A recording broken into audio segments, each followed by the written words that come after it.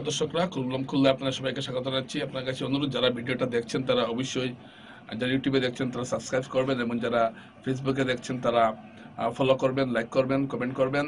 কারণ এই যে ভিডিওটার যে বক্তব্যগুলো, সেটা আপনাদের সবার কাছে পৌঁছানোটা জরুরি। তাই আপনাদেরকে অনুরোধ যে আপনারা সবাই লাইক কমেন্ট করবেন, যারা ইউটিউবে আছেন তারা অবশ্যই সাবস্ক্রাইব করবেন। বন্ধুরা, আপনারা জানেন যে করিমগঞ্জে যে একটা অসম্ভব ঘটনাকে সম্ভব করা হয়েছে। সেটা হলো যে করিমগঞ্জ এবার বিজেপি জিতে গেল। আজকে আমি এই ভিডিওতে বিশ্লেষণ করব কিভাবে করিমগঞ্জ আসনটাতে বিজেপি জিতলো। এবং এটা কারণ আপনারা জানেন যে করিমগঞ্জ আসনটা বিজেপির জন্য একটা বড় চ্যালেঞ্জ ছিল, বিশেষ করে মুখ্যমন্ত্রী হিমন্ত বিশ্ব শর্মার কাছে। কারণ এই আসন এবার ডিলিমিটেশনের সংরক্ষণ মুক্ত হয়েছে। তাই স্বভাবতই এখান থেকে সাধারণ ক্যাটাগরির কোনো প্রার্থী জয়ী হবেন, সেটাই হচ্ছিল। এবং যেহেতু এই আসনটির 60% মুসলমান, তাই সংখ্যালঘু জনমানুষে তাদের একজন প্রতিনিধি পাঠানোর একটা সম্ভাবনা দেখা দিয়েছিল। এবং সেই উদ্দেশ্যেই কংগ্রেস প্রার্থী হাফিজ রশিদ আহমেদ চৌধুরী, গুয়াহাটি হাইকোর্টের ব্যারিস্টার, তাকে প্রার্থী করা হয়েছিল এবং তিনি জিতে নেবেন এটাই ধরে নেওয়া হয়েছিল। কিন্তু মুখ্যমন্ত্রী হিমন্ত বিশ্ব শর্মা করিমগঞ্জ এসে বলেছেন যে করিমগঞ্জ জেতা তার কাছে চ্যালেঞ্জ, এবং এটাকে জেতানোর জন্য, করিমগঞ্জ আসন জেতানোর জন্য তিনি সাংঘাতিকভাবে কাজে লাগিয়েছিলেন এবং তাদেরকে নির্দেশ দিয়েছিলেন যে কোনো মূল্যে করিমগঞ্জ আসন চাই। এবং কৃষ্ণেন্দু পাল ও বিজয় মালাকারকে এবং অবশ্যই সুব্রত ভট্টাচার্য, বিজেপি জেলা সভাপতি, তাকেও সুব্রত নিজেও দাবিদার ছিলেন। কিন্তু তারপরও যেখানে করিমগঞ্জ লোকসভা আসনে 2,40,000 মুসলমান ভোট বেশি, ঠিক এইরকম একটা আসনে বিজেপি প্রার্থী কৃপানাথ পালা কিভাবে জয়ী হবেন, সেটা নিয়ে একটা বড় প্রশ্ন ছিল। এবং এটা আদৌ কি সম্ভব?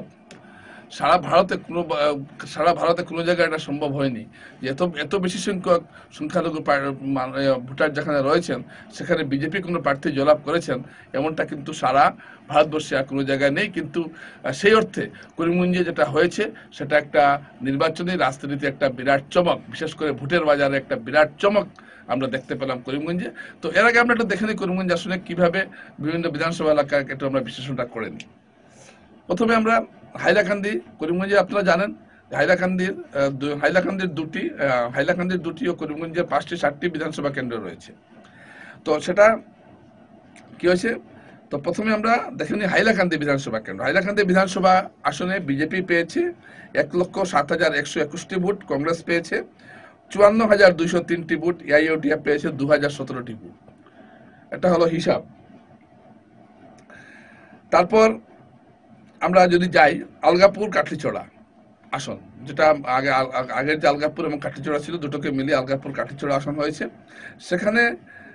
সেখানে বিজেপি পেয়েছে 40,757টি ভোট, কংগ্রেস পেয়েছে 1,59,994টি ভোট, এআইইউডিএফ পেয়েছে 6,998টি ভোট।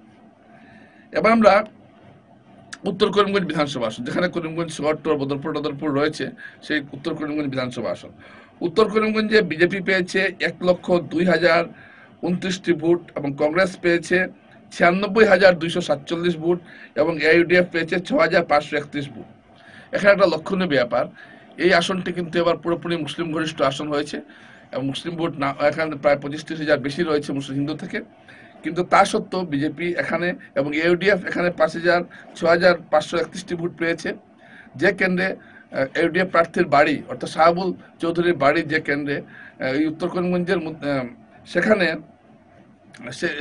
সেই আসনটিতে তার দল পেয়েছে মাত্র 6,531টি ভোট এবং সেখানে বিজেপি পেয়েছে 1,02,029টি ভোট এবং কংগ্রেস 96,000। অর্থাৎ বিজেপির যে 1,29,000 ভোটের মধ্যে এখানে না হলেও প্রায় 10-15 হাজার মুসলমান ভোট রয়েছে, এটা বলে দেওয়া যায়। অর্থাৎ এখানে কংগ্রেসের সংখ্যালঘু ভোট ব্যাংক একটা ভাঙন ধরেছে এখানে। তারপর আমরা আসি দক্ষিণ করিমগঞ্জ আসনটা অত্যন্ত গুরুত্বপূর্ণ ছিল বিজেপির কাছে এবং এখানে দেখা গেছে বিজেপি 59,000 ভোট পেয়েছে, কংগ্রেস পেয়েছে 1,34,815 ভোট এবং এআইইউডিএফ পেয়েছে 10,02,297 অর্থাৎ 79টি ভোট পেয়েছে। এখানে একটা লক্ষণীয় বিষয়, সিদ্দিক আহমেদের বাড়ি এখানে সিদ্দিক আহমেদ মুসলমান ভোট ট্রান্সফার করতে পেরেছেন বিজেপির দিকে, এরকম একটা সম্ভাবনা শোনা গিয়েছিল। কিন্তু এই ফলাফল দেখার পর মনে হচ্ছে না যেখানে খুব একটা মুসলমান ভোট হয়েছে, কিছু হলে হবে। কিন্তু 1,34,000 ভোট এখানে কংগ্রেস পেয়েছে, এর প্রায় অর্ধেক কম পেয়েছে এখানে বিজেপি। অর্থাৎ এখানে বিজেপি এই আসনে খুব একটা সুবিধা করতে পারেনি।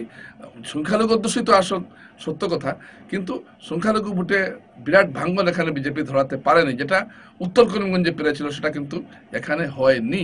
এটা একটা লক্ষণীয় বিষয়। মুসলমান সংখ্যাগরিষ্ঠ এলাকা, এখানে বিজেপি যে খুব একটা মুসলমান ভোট পেয়েছে এমন নয়। পাতারকান্দিতে যে ঘটনাটা ঘটেছে সেটা হলো, পাতারকান্দিতে বিজেপি পেয়েছে 1,09,547টি ভোট, কংগ্রেস পেয়েছে 30,734টি ভোট, ইউডিএফ পেয়েছে মাত্র 1,960টি ভোট। এখানে হলো মূল খেলাটা হয়েছে এই পাতারকান্দিতে। কিভাবে? পাতারকান্দিতে 65 থেকে 70,000 মুসলমান ভোট রয়েছে, তারপরও এখানে কংগ্রেস, এর মধ্যে ধরলাম কাস্ট 30,000 ভোট কাস্ট হয়েছে এখানে, এর মধ্যে কংগ্রেস এখানে পেয়েছে 30,000 ভোট। তার মানে এখান থেকে 30,000 ভোট সংখ্যালঘু ভোট বিজেপির দিকে গেছে পাতারকান্দিতে, এটা নিশ্চিত। এটা কৃষ্ণেন্দু পালের কৃতিত্ব না বিজেপি দলের কৃতিত্ব সেটাই বলছি না, কিন্তু এই কৃষ্ণেন্দু পালের যে বিধানসভা নির্বাচনী এলাকা, সেখানে 30,000 মুসলমান ভোট বিজেপির থেকে গেছে। এটা পরিষ্কার হিসাব দেখলেই আপনারা বুঝতে পারবেন, এটার জন্য খুব একটা স্টাডি করার কোনো প্রয়োজন নেই। পাথারকান্দির পরে এবার আপনি আসুন রামকৃষ্ণনগর আসন, যেটা আগে রাতাবাড়ি ছিল, কিছু এলাকা যোগ করে সেটা রামকৃষ্ণনগর বিধানসভা আসন হয়েছে। এখানে বিজেপি পেয়েছে 1,17,246 ভোট, কংগ্রেস পেয়েছে 45,394 ভোট। এখান থেকে খুব একটা যে কংগ্রেসের সংখ্যালঘু ভোট বিজেপির দিকে গেছে এমন নয়। এর কারণ হলো যে এখানেও ঠিক আগের মতোই 60,000-এর মতো মুসলমান ভোট হবে, হয়তো কাস্ট হয়েছে 55,000, 7 থেকে 10,000-এর মতো ভোট বিজেপির দিকে গেছে, এটা মানা যায়। তাহলে আপনারা প্রশ্ন করবেন, ধরুন এখানে কৃপানাথ মালা যেটা জিতেছেন প্রায় 18,000 ভোটে জিতেছেন, এখানে 18,000 ভোটে কৃপানাথ জয়লাভ করেছেন, অর্থাৎ মার্জিন খুব একটা বেশি নয়। কিন্তু এখানে বিজেপি প্রার্থী কৃপানাথ মালা 18,000 ভোটে জয়লাভ করে, 18,810 ভোটে জয়লাভ করেছেন। তো এখন আপনারা দেখুন কিভাবে এটা সম্ভব হয়েছে। 2 লক্ষ, এই যে বিরাট মুসলমান ভোটের যে 2,40,000, ধরুন আমি কাস্ট ধরলাম 80%, হয়েও ধরুন 1,80,000-এর মতো কাস্ট মুসলমান ভোট বেশি থাকার পরও বিজেপি কিভাবে আসন টানতে পারলো? শুধুমাত্র যে মুসলমান ভোটে ভাঙ্গন ধরানোর কথাটা শোনা যাচ্ছে এমন নয়। আপনাদের পাথারকান্দিতে বিরাট ভাঙ্গন ধরেছে মানলাম, উত্তর করিমগঞ্জে একটা বিরাট ভাঙ্গন ধরেছে, এইসব ভাঙ্গন মিলিয়ে 80 থেকে 1 লাখের বেশি হচ্ছে না, তারপরেও কিন্তু ব্যবধান আসছে না। এই ব্যবধানটা এই জন্য আসতে পেরেছে যে আপনারা লক্ষ্য করবেন, যদি আপনারা কাস্টিং ভোটটা দেখেন তাহলে কিন্তু করিমগঞ্জ আসনে যে হিন্দু ভোটটা আছে, অর্থাৎ 6 লক্ষের মতো হিন্দু ভোট আছে, এই ভোটের 95% কাস্ট হয়েছে, পড়েছে ভোটটা। এটা একটা ঘটনা, যার জন্য মুসলমান ভোট যদি আপনি 80% কাস্ট ধরেন, এমনিতে করিমগঞ্জ আসলে টোটাল বুস্ট কাস্টিং হয়েছে 81%। আপনি যদি সেই হিসাবে আপনি মুসলমান ভোট 80% যদি ধরেন, তাহলেও কিন্তু হিন্দু ভোটের কাস্টিংটা বেশি হয়েছে। এবার কেন হয়েছে, কিভাবে হয়েছে, এটাতে আমি যাচ্ছি না, কিন্তু এটা ঘটনা যে হিন্দু ভোট কাস্টিংটা বেশি হয়েছে, এবং কাস্টিংয়ের ফলে ব্যবধানটা আরও বেড়ে গেছে, ধরুন আরও 40-50,000 ব্যবধান বেড়ে গেছে। এই ফর্মুলায় এবার করিমগঞ্জ আসনে বিজেপি জয়ী হয়েছে, এবং এটা ভোটের রাজনীতিতে এরকম ঘটনা নজির খুব কম। আমার তো মনে হয় সারা দেশে আপনি এ ধরনের নজির খুঁজে পাবেন না, যে একটা জনগোষ্ঠীর 2.5 লক্ষ লোক বেশি থাকা সত্ত্বেও তারা জিততে পারলো না, এরকম ঘটনা ভারতের রাজনীতিতে খুব কমই ঘটেছে। আপনারা বলবেন, অনেকে আমাকে প্রশ্ন করেছেন, আমি দেখছি কমেন্ট বক্সে, যে আপনি কেন হিন্দু মুসলমান এসব করছেন। দেখুন, আমারও করার ইচ্ছে নেই হিন্দু মুসলমান, কিন্তু যেভাবে ভোটের গতি প্রকৃতি নির্ধারিত হয়, আমি তো এর বাইরে গিয়ে বিশ্লেষণ করতে পারি না। আমি কি বলবো যে না হাফিজ হোসেন সাহেবকে প্রচুর হিন্দুরা ভোট দিয়েছেন? আমি এটা বলবো না, দেননি। ঠিক একইভাবে আমি বলবো কিছু মুসলমানরা ভোট দিয়েছেন বিজেপিকে, এটা আমি বললাম। যদি মুসলমানরা ভোট না দিতেন, জনগণের ভোটে নির্বাচিত হলো, জনগণের মধ্যে তো ডিভিশন আছে, এটা মানতেই হবে। তো এটা নিয়ে আপনারা যারা কমেন্ট করেন তাদের জন্য বলছি যে এটা দুর্ভাগ্যজনক হলো, আমাদের দেশে ভোটটা দেওয়া হয় জাতি, ধর্ম, কাস্ট, ক্রিড এসব দেখে আমাদের দেশে ভোটটা দেওয়া হয়। এটা খুব একটা যে কোনো ধর্মনিরপেক্ষ দল কি পারবে হিন্দু অধ্যুষিত এলাকায় একজন মুসলমানকে জিতিয়ে আনতে? খুব কম, পারবে না। সুতরাং এসব কথা এনে লাভ নেই।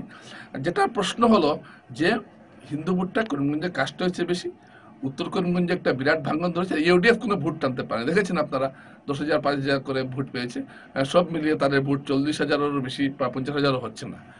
এমন উত্তর করিমগঞ্জে পর্যন্ত ডাবল ফিগার যেতে পারেনি, এরকম একটা পরিস্থিতি হয়েছে ইউডিএফ এর। আর এটা পরিষ্কার যে এটা শিলচরে যেটা দেখা গেল এবং করিমগঞ্জে ইউডিএফ থাকা সত্ত্বেও ইউডিএফ যখন মুসলিম জনমানুষে মুছে গেছে, এটা নিয়ে আমি পরে বলবো। কিন্তু এটা ঘটনা যে অত্যন্ত নির্বাচনী মেশিনারি ব্যবহার করে অত্যন্ত সুকৌশলে এই আসনে কিন্তু বিজেপি জয়ী হয়েছে এবং তাদের রণনীতি যেটা এবার বিজেপি নিয়েছে, এটা আপনার আমার বা যারই পছন্দ হোক না হোক, কিন্তু যে জিতা হি সিকান্দার জয়লাভ করেছে। এবং আমি অবশ্যই বলবো কপালী কৃপানাথ কৃপানাথ মালা এমন একজন সাংসদ যাকে যাকে যার অস্তিত্ব আমরা কোনোদিন টের পাইনি। তিনি যেটা কাজ করছেন, মানুষের ফোন তুলেন না, আগেই একটা কথা। এবং তার মতো একজন ব্যক্তি এত ভালো কপাল নিয়ে জন্মেছেন। একজন বলছিলেন আমার একজন বন্ধু, চৌধুরীর মতো কপাল ভোটের রাজনীতিতে অত্যন্ত অভাগা মানুষ বা কপাল পোড়া বলতে পারেন আপনারা, সেটা হল হাফিজ রশিদ চৌধুরী। কোনোদিন তিনি জিততে পারেননি। এবারও নানা সম্ভাবনা থাকা সত্ত্বেও তিনি একজন জ্ঞানী গুণী এবং শ্রদ্ধেয় ব্যারিস্টার এবং তিনি একজন মানবাধিকার কর্মী, একই সঙ্গে তিনি বাঙালি জাতীয়তার সঙ্গে অনেক কাজ করেছেন। এতগুলো গুণাবলী থাকার পরও তিনি জিততে পারলেন না। এটা একটা ঘটনা। আগেও তিনি 4টা নির্বাচনে দাঁড়িয়েছেন, কিভাবে হেরেছেন। অথচ কৃপানাথ মালাকে দেখুন, সেই পঞ্চায়েত থেকে শুরু করে আজ দুবার সাংসদ, করিমগঞ্জের মতো একটা আসনে দুবার সাংসদ, এটা কি সোজা কথা? তাও বিজেপি দলের হয়ে করিমগঞ্জে দুবার সাংসদ, এই কৃতিত্ব এটা এটা মানে এই কৃতিত্ব আগামী 100 বছরে 500 বছরে কোনো রাজনীতিবিদের কপালে জুটবে বলে আমার মনে হয় না। যাই হোক, তো আজকে কৃপানাথ মালা আবার জয়ী হলেন, আবার মানুষ তাকে পাবেন না, এটা আমি জানি। কিন্তু তারপরেও তিনি জিতছেন, এটাও তার, এবং তার নমিনেশন পেয়েছেন, এটাও তার কপাল। যেখানে বিজেপির ভাগা ভাগা নেতারা পড়ে রয়েছেন করিমগঞ্জে, তারা পাননি, কিন্তু কৃপানাথ পেয়েছেন। তিনি মুখ্যমন্ত্রী স্নেহধন্য হয়েছেন, এটাও একটা তার কপাল বলতে হবে। তো কংগ্রেস আমলেও তিনি ভালো অবস্থানে ছিলেন, কংগ্রেস থেকে যখন তিনি বিজেপিতে এলেন সে আবার ভালো অবস্থানে ছিলেন। তো আজকে করিমগঞ্জ আসনে যে এই একটা চিত্র আপনার সামনে তুলে ধরলাম। আপনাদের মতামত আপনারা অবশ্যই কমেন্ট বক্সে জানাবেন। নমস্কার।